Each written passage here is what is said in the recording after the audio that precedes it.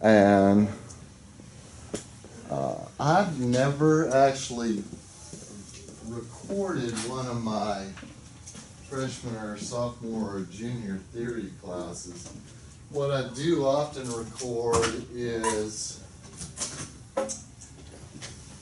pedagogy of music theory, which I teach in the summer term because we have a lot of like band director, choral director types trying to get their masters to improve themselves and that sort of stuff. So sometimes they're not available when we start summer school, so I'll film them. I also film or digitize my recording classes because somebody's always got to be somewhere else. I was thinking there was a good chance that there might be some people missing today. I really enjoyed the concerts last night. How many of you were involved? Yeah, that was great. I did feel like, I think I mentioned this already, but I did feel like it was like going out for a taco or a sandwich after kind of concert, maybe not a drinking all night kind of concert. We used to have that problem here at South. The kids would have this sort of mediocre choral deal and they would party all night. Okay, I want to get to the homework that we turned in, which was not great. Homework for next week is the same thing. Could you see how similar it looked? But first, I want to go stepwise through a couple of things that were the most problematic. And I don't think we understand fully diminished seventh chords. So let's see if we can't do that. And instead of me writing and erasing, I will just go 1, 2, 3 as the chord manifests itself. So the most awkward, do you want to be in A minor or C minor? A minor. A minor? Which one? A. I hate myself. Don't think it's just you. Okay? All right. What were we talking about? Okay, in A minor, we're working with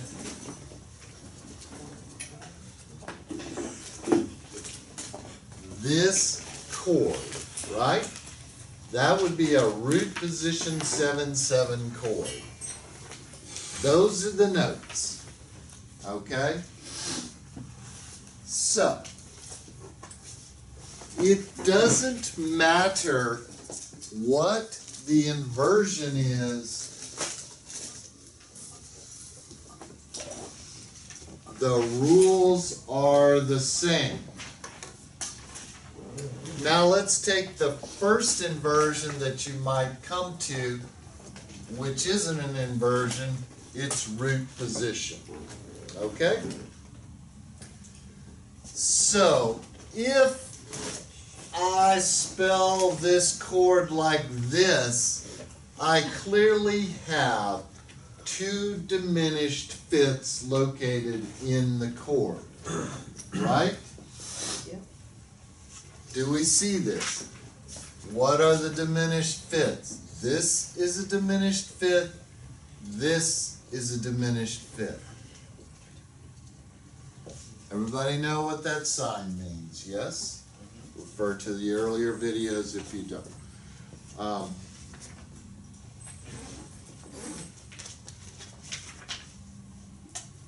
So what is the first rule or guideline? Resolve the tritone with the bass. Did I say diminished fifth? No. Did I say augmented fourth? No. These two words make a difference. Tritone represents the sound. of the augmented fourth diminished fifth. What is an augmented fourth in this situation? That is an augmented fourth. How do you resolve an augmented fourth is outward by step. So when I say to resolve a tritone, it means the augmented fourth resolves outward by step. Okay? Now, you have to translate these concepts to the concept of a secondary seventh chord. We have two kinds of secondary chords, two only kinds. Secondary dominant, secondary seventh chord. We don't have secondary submedian chords or secondary subdominant chords. We have only secondary dominant, secondary seventh chords. Okay, the other tritone is the diminished fifth. That makes more sense. Diminished fifth resolves inward by step. Both of these are tritones. Do we understand what a tritone is? This is what you pay your tuition for, is understanding the tritone within the context of the dominant seventh chord. You may think it's to sit on a bus in wet clothes, but no, it is to resolve the tritone. The first thing in a fully diminished seventh chord is to resolve the tritone with the bass. If my spelling is thus, then this voice and this voice are that. Yes? Because the tritone above the bass is a diminished fifth. Do you understand that? Did you see the diminished fifth? Did you see it resolve? Great. All right, then. The second step is to resolve any other, and listen closely, there's words involved here. Diminished fifth. Did I say tritone? No. Did I say augmented fourth? No. I said diminished fifth. Is there a diminished fifth left?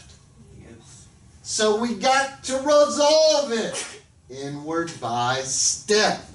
So this goes to that, and something else goes to this. To illustrate that in four-part keyboard style, and do pay attention here to the stems. What note is doubled? So that means C has two stems. If E has two stems, I can only assume that you mean the E is doubled. Does it sound exactly the same on the piano? Yes. Do I care? No. It's all about four parts all the time, until it's about two parts all the time. Okay? So, think about the concept of secondary dominant. Okay? Secondary seventh chord.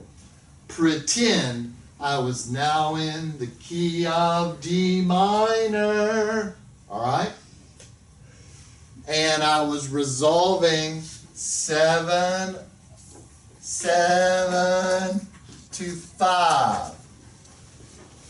That would be C sharp. Yes? Do you understand that? Do you see why that is inappropriate? Did we miss a step here?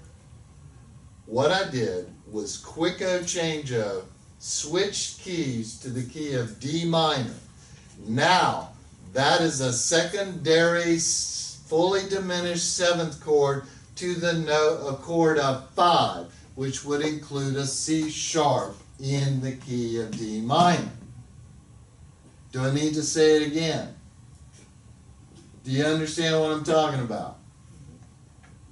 That's why the C is sharp. Why is this incorrect? The C sharp is doubled. You can't do that. You can't do that. That can't be done generally with, nice folk. We don't do that sort of thing. So we don't double this. So we have to form this chord in a different way, don't we? Now, what is the next part of step B? You may resolve, I'm not talking about step 1, which is resolve the tritone with the bass. That is step 1. Step 2, resolve any other diminished fifths, inward by step. Second part of that, an augmented fourth may resolve in similar motion to a perfect fourth. Take, for example, this chord here.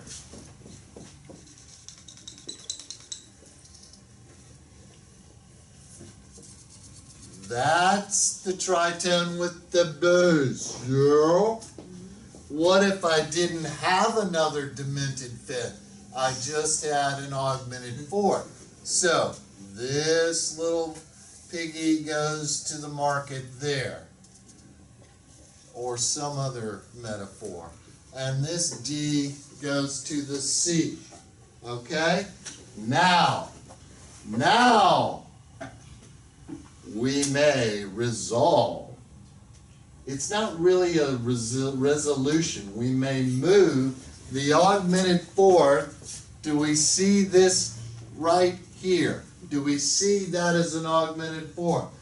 How does augmented fourths resolve? Outward by step. Second choice, in similar motion to a perfect fourth. And do you see that similar is not paralleler? If it was two perfect fourths, that's parallel fourths, yes? Augmented fourth to perfect fourth is similar. What does similar mean? In the same direction with different interval sizes. What constitutes an interval? Size and quality. Okay? It's not just about the size. It's about the quality. So now, if I change this from 7, 7 to 1 to 7, 7 and 5 in the key of D flat, there's my C sharp, not D flat. I take that back. I apologize for saying that. D minor. Okay, now this is 7, 7 of 5 in the key of D minor, and as such, I would need that B natural, right? So I would have to make a baby change. That's the wrong place. Okay, I would have to add that to the figured bass, right? Right on, brothers and sisters. Okay, so that is not a C sharp. That is totally confusing. Okay, there you go. All right? I can see why you get confused.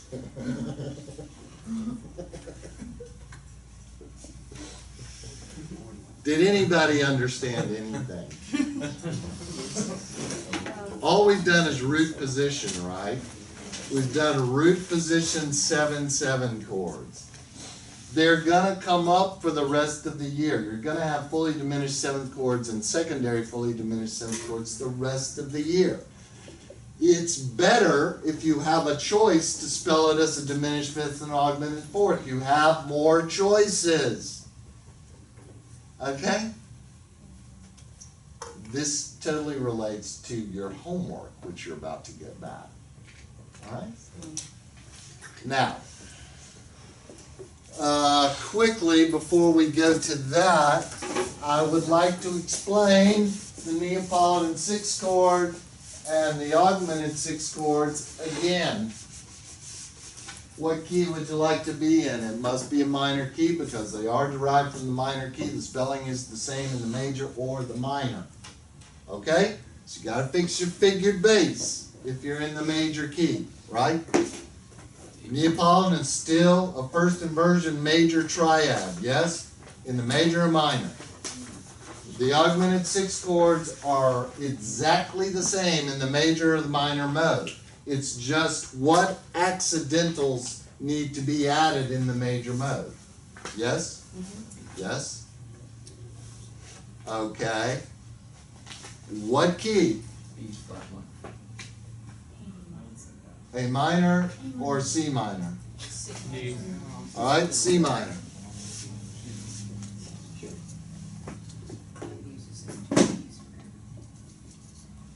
Okay, so typical progression is this, okay? And you will even recognize it, the sound.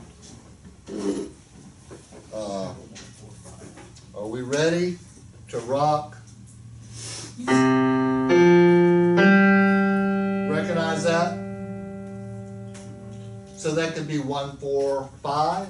It could be 1, 2, 6, 5. It could be 1, 2, 6, 5, 5. It could be 1 Neapolitan 6, 5.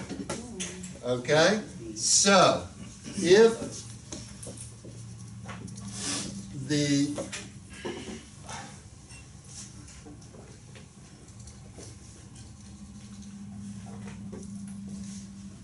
what would that be? That's right, 2, 6, 5.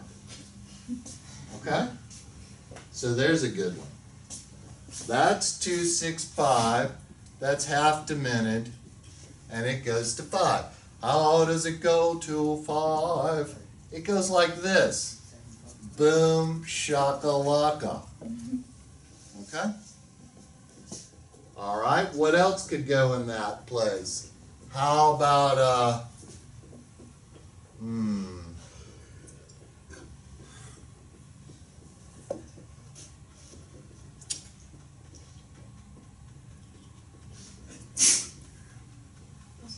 let's say we did the 4 chord.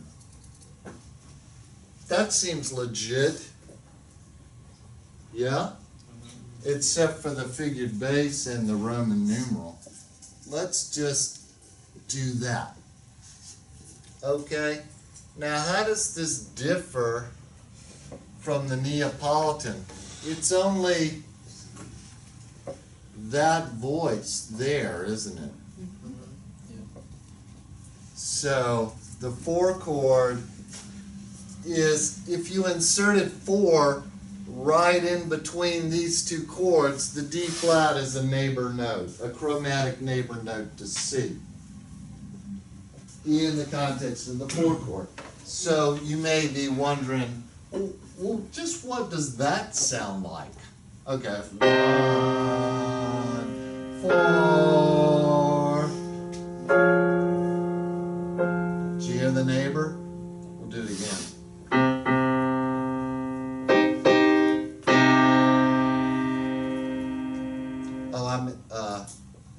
I had the wrong voicing, I apologize. Take that out of your ears. Do you need an ear scrub?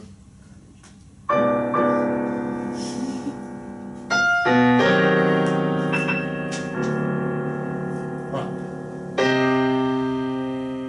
Here's 4. 1, 4, 5. It's a popular one. Now, here's 1, 4. Neapolitan to 4. Did you hear it as a neighbor note? Now, after a while, they just thought, why neighbor? I mean, really.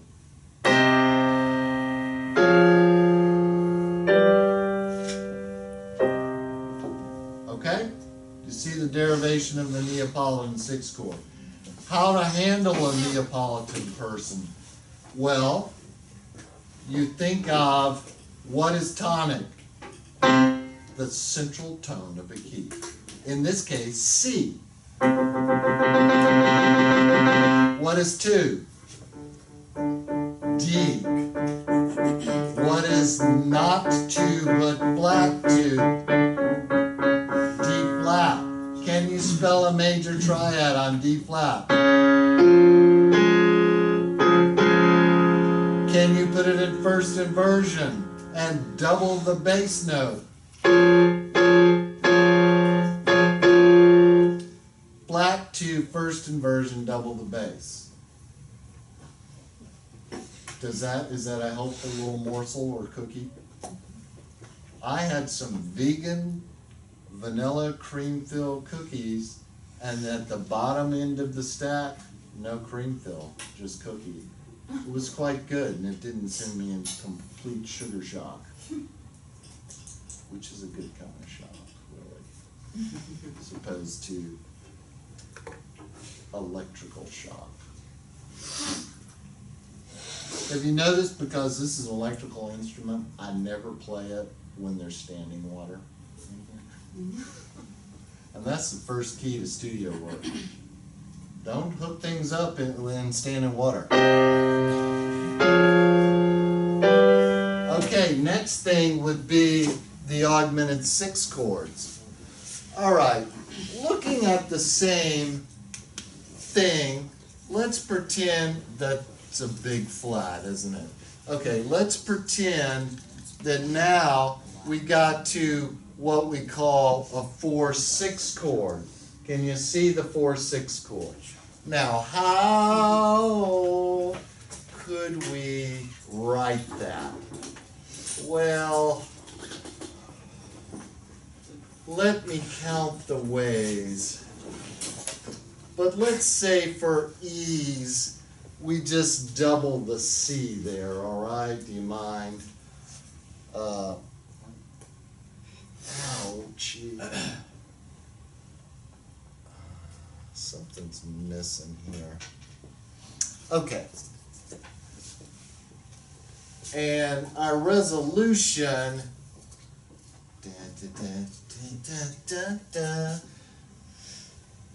would be like that, wouldn't it? Can you see how that might be? Now, all I'm saying is that there was an instance where they decided to make those note heads. Oh gosh, it's just terrible to be me sometimes.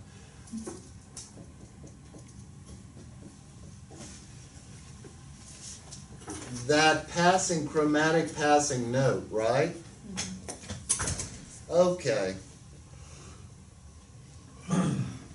Let's take this from a different, little easier kind of part writing, and that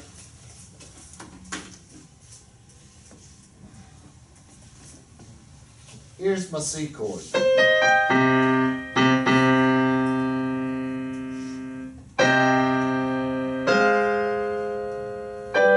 What did I just play there? 1, 4, 6 to 5 in the minor mode. What's that called?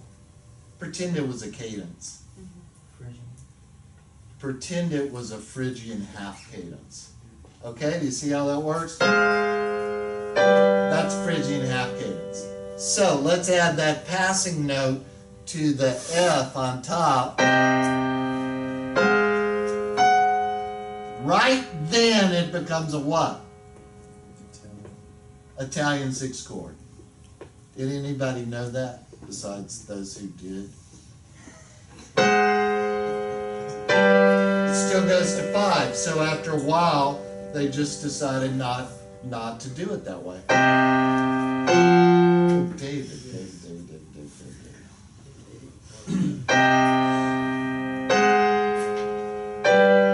That's the Italian sixth chord. Now if I go to D, instead of a doubled C, I have a C and a D. What chord is that? It's uniquely sounding. French sixth. Technically, what would the root be? That's right, it would be D. D, F sharp, A flat, C. If you spell that in thirds, nobody said they had to be major or minor thirds, did they? I didn't. That's a unique chord. Now, if that D becomes E flat, what chord is that? German. German. So, here we have in the key of C minor.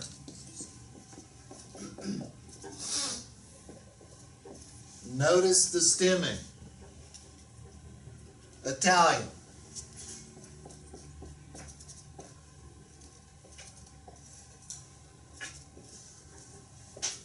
Herman the German. Okay? German, that's French, sorry. Franny the French. And last and least, Herman the German. Okay, the Italian and the German sound almost exactly alike. It's hard to differentiate that fifth, perfect fifth above the bass. Okay? Yes, we're still on the same key signature here.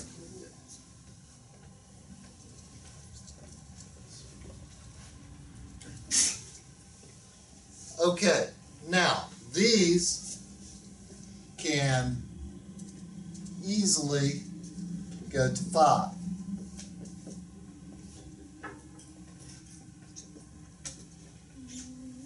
This French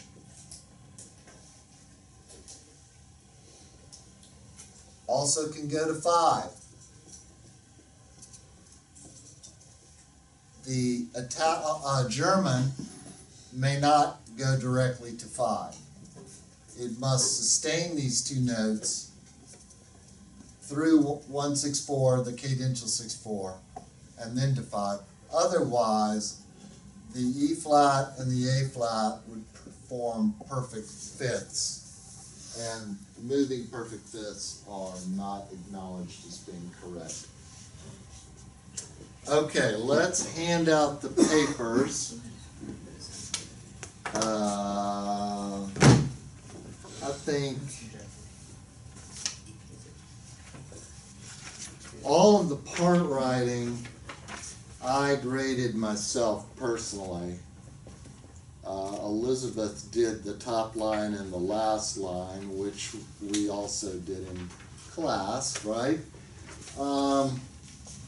If I put an R by something, it meant your resolution was not good.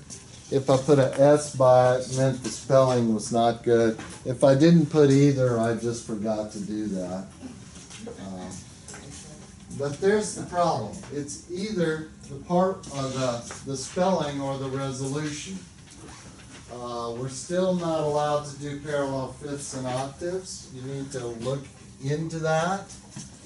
Don't write parallel fifths and octaves. Can we just kind of make a...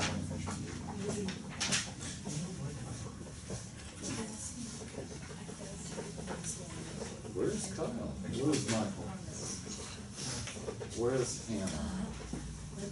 Where is Rocky? Where is Sam? Where is Bailey? Where is Jake? Trevor?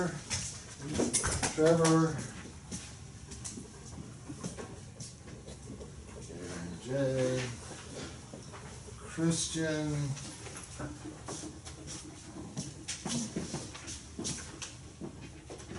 Jim? Okay.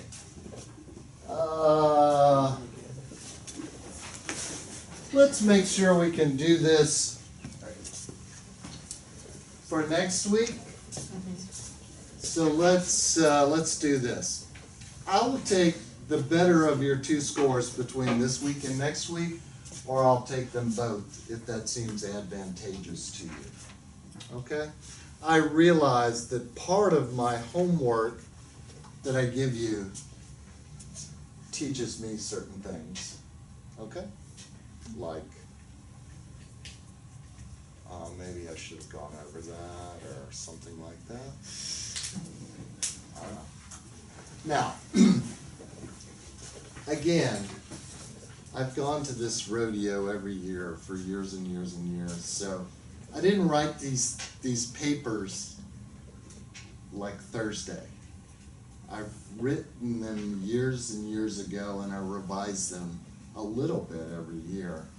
But these are my expectations for my students. This is what I expect them to be able to do at this point of the year.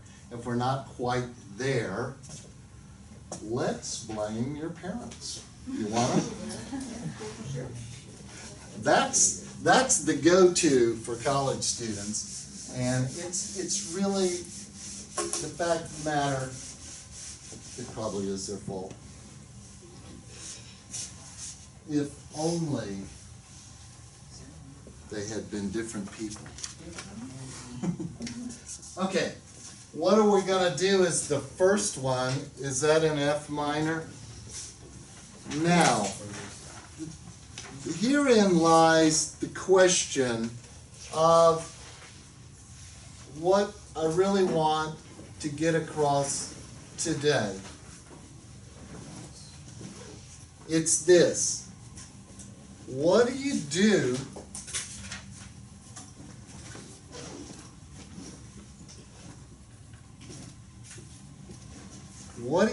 with this? Okay, do we know what chord it is now? Do we know that it's a fully diminished seventh chord? 7/7 of 1. Don't be confused by that. 7/7. So, how many ways can we write this? Well, I'll tell you what I mainly got was this. If you have that on your paper, it doesn't mean that that's wrong. It's just more difficult to deal with.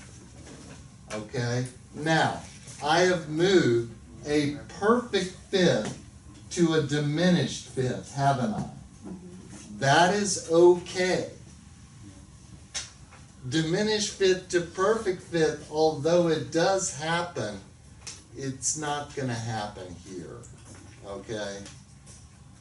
If you wrote this, the next thing you write cannot be the same as the thing you just wrote.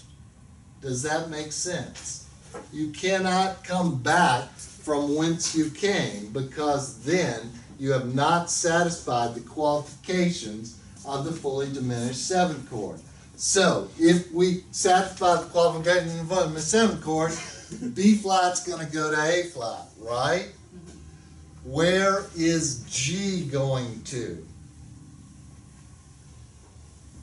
What is canon 2 of the rules of resolution of fully diminished seventh chord? Resolve what diminished fifth? Any other diminished fifth. Is there another diminished fifth? Please say yes. Do you see the G to the D flat? That's called a diminished fifth. I'm starting to get a little snarky. Tell me I'm not justified.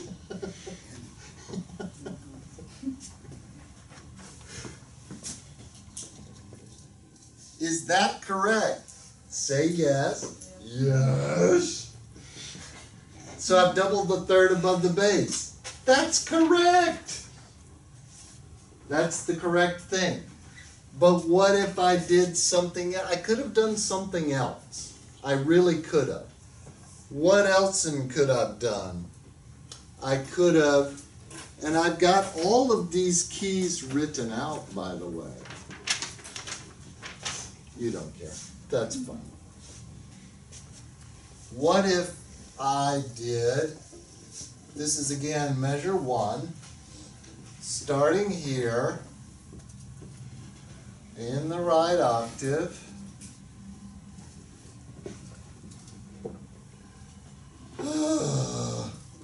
Why not this, ladies and germs? That's also acceptable, isn't it? Yeah? Yeah?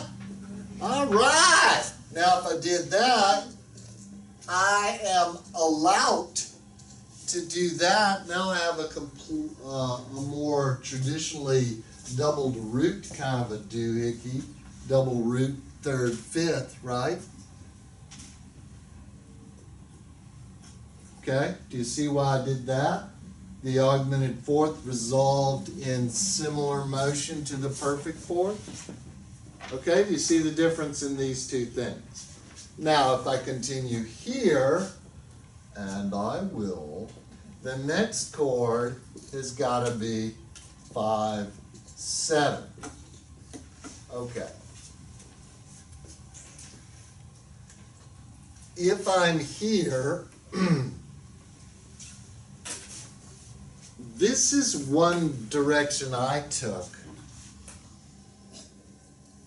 I went here and then made these two A's come apart to that. Now, why did I do that? One thing, so I wouldn't get into as many ledger lines. Okay. And that's, I don't know why, but I did that.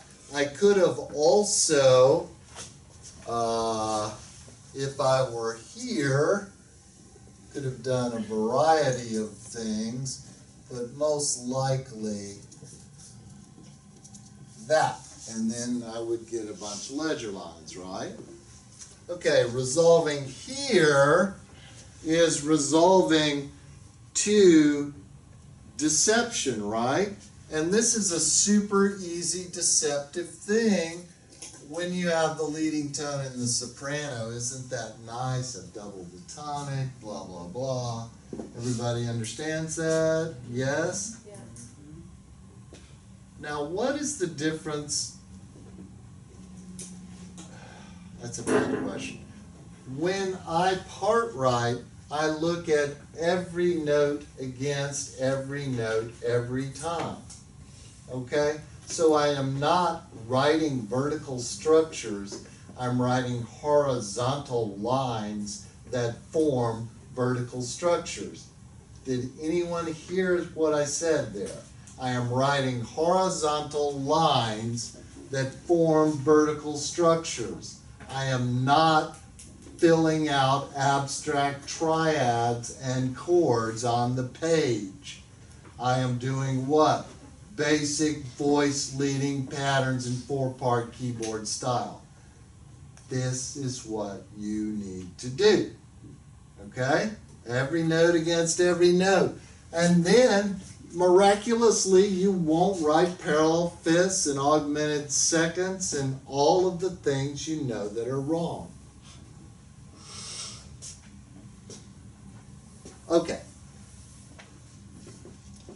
Flat 6, that's going to be the Metropolitan, the Neapolitan.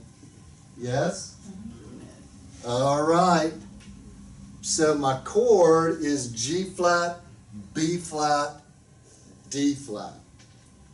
Now, if I just write this triad,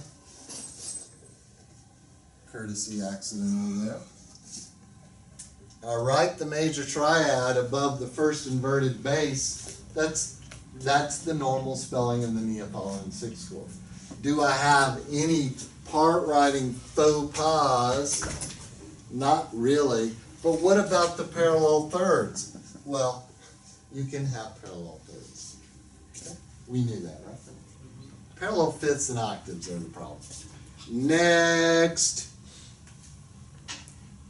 Now, what do? This note must eventually get to what note? What does the G flat go to? I want to know its note name.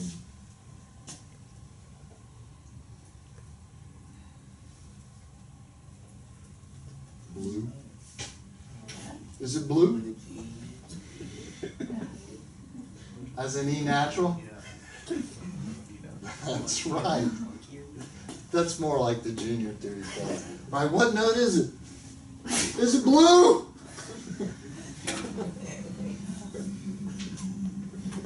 Yes! Altered notes go to altered notes. Isn't that the loveliest thing? So now we have all kind of other notes that have to be not these notes, right? All right, I'm just going to move the ossia away there. All right, is this 5 or 5/7? Is this 5 or 5/7? I guess I'll look myself. 5. Okay, so I'm thinking this. Now, if I do that, I have to do that because I just had a G flat, right? Okay, and then the next chord has a /6/5 under it. Now, that's exactly what a German 6-chord figured bass looks like, but the note would be D flat, not G natural. Yes? Yes. So this means the root of this chord is a /6, which is E natural. Okay? So 6/5 denotes a first inversion 7th chord. Yes? So E, G, B flat, D flat. So I'm thinking I'm gonna keep the E and the G, and I'm just doing that for your courtesiness. And then there, okay? Now, this is fully diminished. Yes? No, I got the wrong notes. Yeah!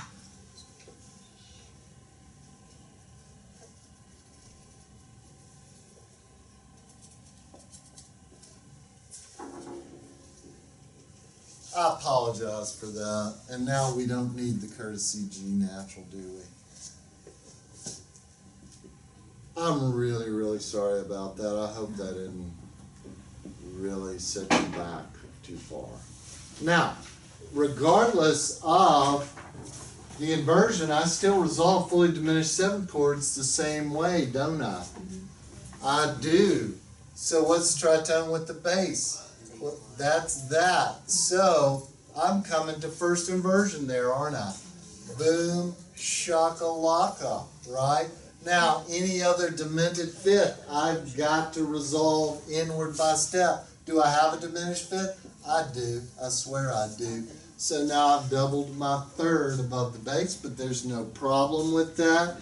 The next thing, yes, ladies and germs, it is a German 6th chord. It is. David. That is a German 6th chord. So, what are we missing? B. And look at this. Isn't that beautiful? Now, one thing over here, kids and caboodles, if I went to E down to D flat, you got an X mark because that's an augmented second. Do you understand that? If you're wondering, if you don't know why you got something wrong, it's imperative and impulsive to figure out what's wrong. You could ask the grader. That's me. I graded them. Okay? You could ask me, and if you don't like my way that I may respond to you, just get over it. Just get over it. Take your licks. Take your licks. You made a mistake. You must be fill in the blank. Now, I'll be nice, sort of. But if I'm nice, you'll think I'm being disingenuous and patronizing, won't you? You surely will. Oh, look at the stem going in the right direction.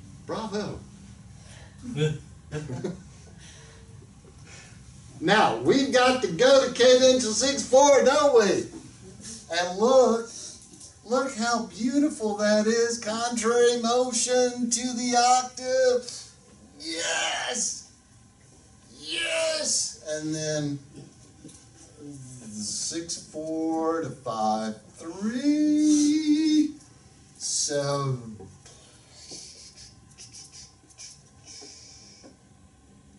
what am I doing? Yeah, that's right. My bad. I had a stroke or something. I'm not sure. Now here, this G does want to go to the A flat. All right? Does that make sense? It really does. It's only when it's a 5/7 chord that you wouldn't want that to happen.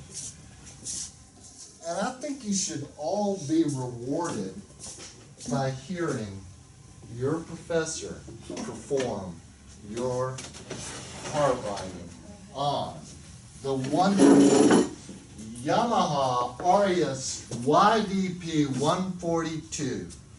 Have you all got to try out the clavinovas yet? Because they are just